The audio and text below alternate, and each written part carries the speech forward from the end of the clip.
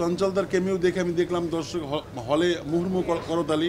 এই যে চরিত্রগুলোর যে চঞ্চলদার লুক দেখেছেন, মোশাররফ ভাই লুক দিয়েছেন ফর এ রিজন। আমাদের তো ইনসাফ 2 এর প্ল্যান আছে, বাইরে রিলিজ হতে পারে সেভাবে আমরা প্ল্যান করেছি। যে সাউন্ড ডিজাইন, যে সিনেমাটোগ্রাফি আমরা খুব দেখেছেন, আমরা একটা বাইরে রিলিজ হতে পারে সেভাবে আমরা প্ল্যান করেছি এবং আমাদের সেই টেকনিক্যাল প্রিপারেশনও আছে। খুশু ভাই বলতে পারবে কবে, তবে ভেরি সুন। আমরা বোধহয় রিলিজের 2 সপ্তাহ পরে একটা টেন্টেটিভ প্ল্যান আছে আমাদের এবং সেটা ওয়ার্ল্ড ওয়াইড রিলিজ হবে, যেখানে যেখানে বাংলা ছবি রিলিজ হয় সব জায়গায় আমরা যাওয়ার প্ল্যান করছি এবং হোপফুল আমাদের বাংলা ভাষাভাষী দর্শকরা সেখানেও সিনেমাটাকে খুব আপন করে নেবে, যেমন করে আমরা এখানে রেসপন্স পাচ্ছি। আমি প্রথমেই কৃতজ্ঞতা প্রকাশ করছি আমাদের মহান অভিনেতা, কিংবদন্তি অভিনেতা মোশাররফ করিম ভাইয়ের কাছে। তার প্রতি আমাদের পুরো টিমের সশ্রদ্ধ সালাম এবং তাকে আমরা মিস করছি ভীষণ। তিনি দেশের বাইরে আছেন। তার মতো একজন অভিনেতাকে মানে যে কোনো প্রজেক্টে, সিনেমায় তো বটেই, যেখানেই পাই মানে সেটা একটা ব্লেসিং, সেটা পুরো টিমের জন্য একটা আশীর্বাদ। তো মোশাররফ ভাইয়ের প্রতি আমি সবার সামনে আবারও বলি, আমাদের টিমের ভীষণ কৃতজ্ঞতা। তিনি আমাদের সিনেমার অংশ হয়েছেন।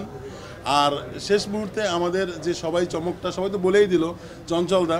তো আসলে চঞ্চলদার কেমিও দেখে আমি দেখলাম দর্শক হলে মুহুর্মুহু করতালি।